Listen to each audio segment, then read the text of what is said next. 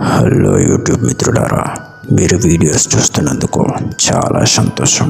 కానీ బాధాకరమైన విషయం ఏమిటి అంటే మీరు వీడియోస్ చూస్తున్నారు కానీ వీడియోని లైక్ చేయట్లేదు. దయచేసి వీడియోని లైక్ చేసి మీ అభిప్రాయాన్ని కామెంట్ల ద్వారా తెలియచేయండి. ఇక ఏమాత్రం ఆలస్యం లేకుండా వెళ్ళిపోదాం మన ఇవాల్టి దెయ్యాల కొంపలోనికి. గోదావరి జిల్లాలోని ఒక చిన్న గ్రామంలో శతాబ్దాల నాటి ఒక పాత బావి ఉంది. బావి చుట్టూ చెట్లతో నిండిపోయి ఉంటుంది. పగలు చూస్తే అది ఒక సాధారణ బావిలా కనిపిస్తుంది.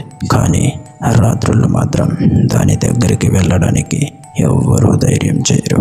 ఎందుకంటే రాత్రి 12 దాటిన తర్వాత బావిలోంచి మహిళల కేకలు వినిపిస్తాయని, కొన్నిసార్లు చిన్నపిల్లల ఏడు కూడా వినిపిస్తుందని గ్రామస్తుల కథ.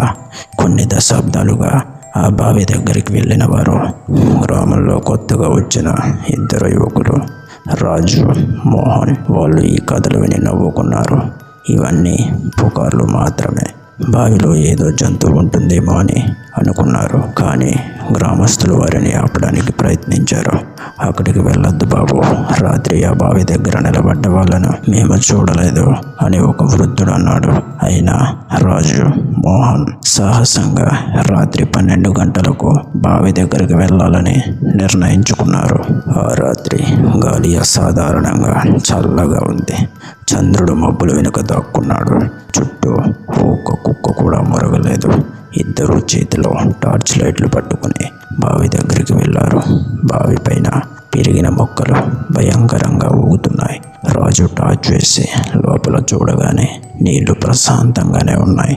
కానీ ఒక్కసారిగా బావి లోపల నుండి నీళ్లు చిలకరింపు శబ్దం వినిపించింది. వారు దిగ్భ్రాంతితో ఒకరినొకరు చూశారు.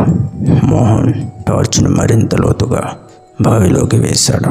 ఆ కాంతిలో ఏదో రూపం తేలుతూ కనిపించింది. అది ఒక స్త్రీ రూపం. పొడవాటి చుట్టూ నీటిలో తేలుతూ ఉంది. ఆమె కళ్ళు ఎర్రగా వెలుగుతున్నాయి. ఒక్కసారిగా ఆమె పెదవులు విప్పి ఎందుకు వచ్చారో అని ప్రశ్నించింది.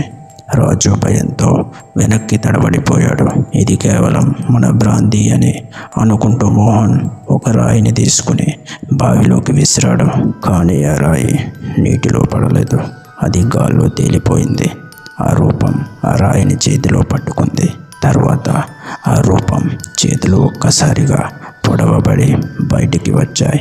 చల్లటి గాలిలా కఠినంగా ఉన్న ఆ చేతులు మోహన్ను బలంగా లాగి లోపలికి ఈడ్చేశాయి. మోహన్ కేకలు వేస్తూ అదృశ్యమయ్యాడు. రాజు భయంతో అక్కడి నుంచి పరిగెత్తాడు. కానీ ఎంత పరిగెత్తినా తిరిగి అదే బావి దగ్గరికి వచ్చాడు. ఇప్పుడు చుట్టూ చెట్లు భయంకరంగా ఊగుతూ భూతకర శబ్దాలు చేస్తున్నాయి. రాజు గుండె బలంగా కొట్టుకుంటోంది. అతడు వెనక్కి తిరిగి చూశాడు. బావిలోంచి మోహన్ రూపమై పైకి వస్తుంది. కానీ అది మోహన్ కాదు. అతని కళ్ళు ఎర్రగా మెరుస్తున్నాయి. పెదవులపై రక్తం ఉంది. అతని స్వరం దెయ్యంలా మారిపోయింది. నువ్వు తప్పించుకోలేవు రాజు, నువ్వు ఇప్పుడు మా వారిలో ఒకడివి అని అన్నాడు. రాజు కేకలు వేస్తూ గంగాజలం బాటిల్ జేబులోంచి తీసి బావి మీద పోశాడు. నీళ్లు మరిగినట్టుగా ఉప్పొంగాయి. బావి లోపల నుండి వందలాది స్వరాలు ఒకేసారి కేకలు వేశాయి. కానీ వెంటనే బావి లోతుల నుండి ఇంకో భయంకరమైన శబ్దం వినిపించింది. అది ఒక పెద్ద శ్వాసలాగా ఉంది.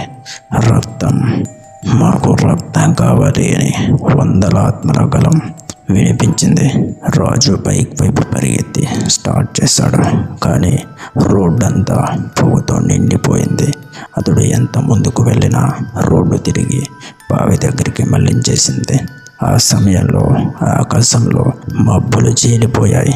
చంద్రుడు వెలుగుతుండగా రాజు బావి గోడపై రక్తంతో రాసిన అక్షరాలు చూశాడు. బావిలో చనిపోయిన వారందరూ ఇక్కడ బంధించబడ్డారు. నువ్వు కూడా మినహాయింపు కాదు అని రాజు దగ్గర ఉన్న లైటర్తో బావి చుట్టూ పెరిగిన పొడవాటి పొదలను తగలపెట్టాడు. మంటలు ఒక్కసారిగా ఎగిశాయి. బావి లోపల నుండి మోహన్ సహా వందల ఆత్మలు రూపాలు పొగలలో కేకలు వేస్తూ ఎగిరిపోయాయి. బావి ఒక్కసారిగా శబ్దం చేస్తూ మట్టితో నిండిపోతూ మూసుకుపోయింది. రాజు బలహీనంగా నేలపై పడిపోయాడు. ఉదయానికల్లా అతడిని గ్రామస్తులు కనుగొన్నారు. రాజు బతికే ఉన్నాడు, కానీ అతడు అప్పటి నుంచి మాట్లాడడం మానేశాడు. ఎవరు అడిగినా కేవలం కళ్ళలో భయంతో చూస్తూ ఉంటాడు. గ్రామస్తులు బావి మూసుకుపోయిందని ఊపిరి పీల్చుకున్నారు. కానీ కొన్ని రోజుల తర్వాత రాత్రిళ్ళు గ్రామంలో వేరే శబ్దం వినిపించడం ప్రారంభమైంది. ఎవరో నీళ్ళలో మునుగుతున్నట్టుగా శ్వాస తీసుకుంటున్న శబ్దం. ఆ శబ్దం ఎక్కడి నుంచి వస్తుందో ఎవ్వరూ కనుక్కోలేకపోయారు. బావి మూసుకుపోయిన ఆ ఆత్మల దాహం మాత్రం ఇంకా